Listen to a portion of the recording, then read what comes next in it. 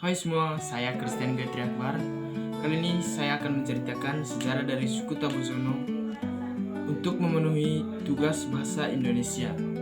Suku Tabuzono adalah salah satu suku yang berada di Desa Golomeni, Kecamatan Kota Kumbau Utara. Dahulu kala, nenek moyang dari suku Tabuzono pergi ke hutan untuk mencari hasil hutan karena pada saat itu hidupnya masih menurut alam. Sesampainya di sana, ia bertemu dengan seorang gadis. Lalu ia menyapa gadis tersebut. "Hai, kemanakah engkau akan pergi?" Lalu sang gadis dengan ramahnya menjawab, "Saya tidak kemana-mana, saya tinggal di sini." Setelah itu, sang gadis mengajak si Janggong untuk pergi ke rumahnya dan berkenalan dengan orang tua dari sang gadis. Tiba-tiba pandangan si Janggong berubah.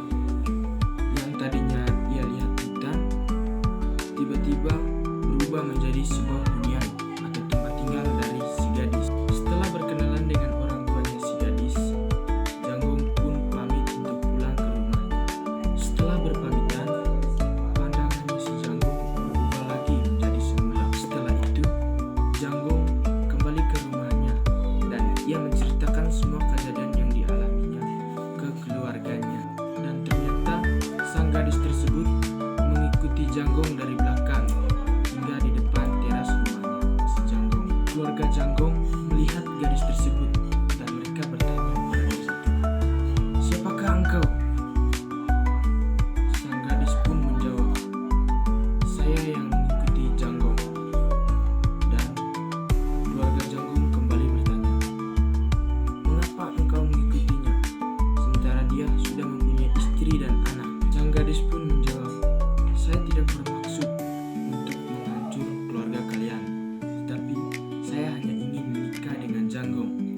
Selang beberapa hari, si Janggong kembali ke hutan untuk mencari hasil hutan.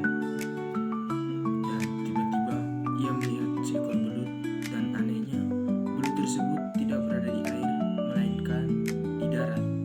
Karena keanehan itu, Janggong mengambil parang dan mengancam belut itu. Dan ia berkata, "Apakah betul engkau ini adalah belut?" Dan belut itu menjawab, "Aku adalah gadis yang kau kenali beberapa hari lalu."